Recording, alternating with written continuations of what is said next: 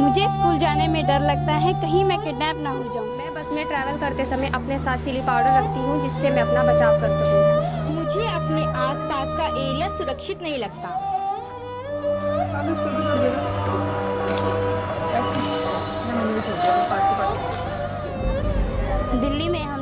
दिल्ली में प्लान और बालिका ट्रस्ट ने मिलकर यह तय किया था कि लड़कियों का अनुभव देखेंगे, और हमने इसी दौरान सेफ्टी वॉक किया और उसमें हमने अपने एरिया का नक्शा बनाया, जिसमें हमने ये देखा कि लड़कियां कहाँ सेफ है और कहाँ unsafe. The problem seems so big that you can't deal with it, and the moment you begin to define it, you can begin to address it. So, it is actually a tool of empowerment, safety audit. It's not just a diagnostic tool, and recognizing that, I think, is very important in taking forward the work and making it, a way of actually getting girls to talk. इस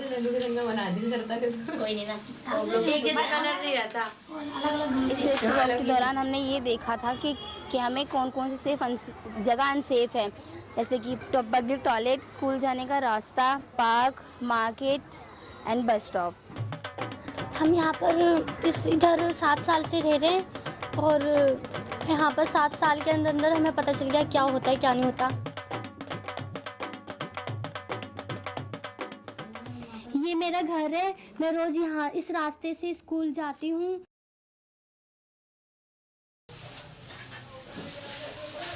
मैं 15 साल की हूँ, मेरी परीक्षा अगले हफ्ते है। मुझे सिर्फ 10 मिनट लगते हैं स्कूल जाने में।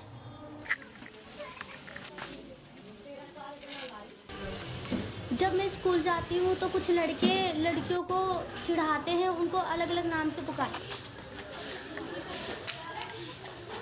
यहाँ पर मेरे पिताजी खड़े होते हैं क्योंकि उन्हें मेरी बहुत चिंता होती है, और जब मेरी स्कूल की छुट्टी हो जाती है तो मैं फिर घर जाती हूँ, और मेरे स्कूल के लिए भी स्कूल की जब छुट्टी होती है तो मेरे पापा तो भी खड़े रहते हैं।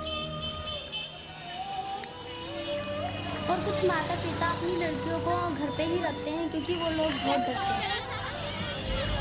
क्योंकि मैं जब मेरे 11th के एग्ज़ाम स्टार्ट होने वाले थे तो उसके 3-4 दिन पहले ही एक आदमी का फ़ोन आता था, तो वो मम्मी को परेशान करता था, क्या कहते कि मैं तेरी लड़की से शादी करूँगा और उसे भगा के ले जाऊँगा, उसको उठा ले जाऊँगा, ये करूँगा वो करूँगा। जब मम्मी उसको बोले कुछ तो वो उल्टा गाली देता था, और जब मैं बात करूँ तो इतनी बुरी बुरी बातें बोलता था वो। उसके बाद फिर मम्मी ने इसी डर से कह रहे कि तू स्कूल नहीं जाएगी। इस समय मैं पार्क के रास्ते से जाती हूँ। कभी पार्क में खेलने नहीं गई, मुझे खुद अच्छा नहीं लगता। जब पार्क में लड़कियां जाती हैं तो मुझे मैंने कई बार देखा है कि लड़के जो खेलते हैं वो अपना खेल बंद करके लड़कियों को देखने बैठ जाते हैं। लड़कियों उनको पता नहीं क्या क्या बोलते हैं और हंसते हैं, उनका मजाक उड़ाते हैं लड़कियों का। लड़कियां पार्क में जाती हैं ना, उनका मजाक उड़ाना शुरू हो जाता है कि लड़कियां इस पार्क में क्यों आ गई।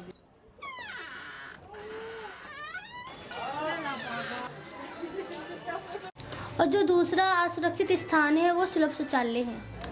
हमारी गली में कम से कम 300 या 250 लोग हैं जो एक पास के शौचालय में जाते हैं। वो एक अंकल तो वहाँ पर भी नहीं जा सकते और वो वहीं तो रहेंगे। और वो लड़कियाँ जाती हैं, लड़कियाँ आती हैं, कोई आदमी भी बैठा रहता है गर्ल्स के शौचालय में, तो लड़कियों को पता नहीं चलता, पता नहीं क्या क्या दुर्घटना हो जाती है। जब हम सर्वे करने के लिए निकले तो वो हमसे एक लड़की मिली, उसने अपनी एक कहानी टॉयलेट की बताई। वो टॉयलेट में अपनी दादी जी के साथ गई हुई थी और दादी जी बाहर खड़ी थी, वो टॉयलेट में चली गई और टॉयलेट में जाने के बाद उसका मुंह किसी ने दबा लिया पीछे से लड़के ने, और फिर उसके बाद उसने किसी तरह अपने हाथ नाखूनों से उसे छुड़ाया अपने हाथों को और वो बाहर भाग के आई।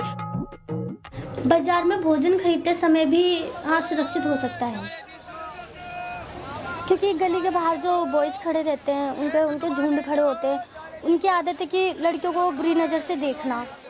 तो वो उनका कोई फ़र्क नहीं पड़ता है कुछ भी हो। और जब लड़कियां जो जाते कभी सीटियां बजाते हैं, कभी कहते हैं क्या माल जा रही है।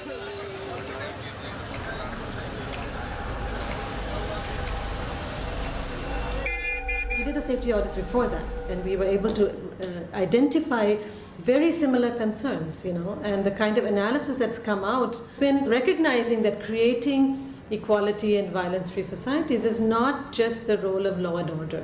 Women and girls are actually speaking out. I'm seeing it a lot. They are not taking the violence lying down. अपने जीवन में सीखे या नहीं सीखे, लेकिन कराटे ज़रूर सिखानी चाहिए। खाओ खाओ खाओ खाओ खाओ खाओ खाओ। वैसे जी अगर कोई लड़की कराटे ना सीखे हो तो उनको एक अपनी सेफ्टी के लिए तो सेफ्टी पिन और लाल मिर्च तो ज़रूर रखना चाहिए। कुछ लड़कियां बस में जाते समय भी असुरक्षित महसूस करती हैं। कभी कभार कंप्यूटर के लिए मैं अपनी सहेलियों के साथ बस में जाती हूँ। एक बार मतलब बहुत एजिड अंकल थे, तो जो मतलब पी रखी थी उन्होंने, तो वो पीछे ही खड़े हुए थे। मैंने एक बार बोला अंकल आप ढंग से खड़े हो जाओ, तो फिर उन्होंने फिर खड़े हो गए, सही खड़े हो गए। फिर थोड़ी देर बाद फिर से वैसे मतलब करने लग गए। फिर मैंने क्या करा, सेफ्टी पिन निकाली। मैं हमेशा सेफ्टी पिन इसमें रखती हूँ, ये सेफ्टी पिन निकाली और मैंने उसको छुपा दी। So the next step in this is to move it now. We've identified the problem, we've done the diagnosis. We know that there are a group of young women and young men who are willing to take this forward, who are empowered enough, who understand enough. Now plan needs to work with those groups and more.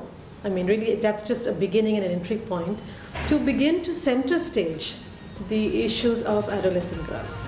जब लड़कियां अपने आप को सुरक्षित समझती है तो वो बाहर निकलती है। अब कि हम कब तक डर के रह सकते हैं, ये जितना हमें डराएंगे हम उतना ही इनसे डरते रहेंगे। अगर हम आगे नहीं बढ़ेंगे तो ये हमेशा हम पीछे रह जाएंगे।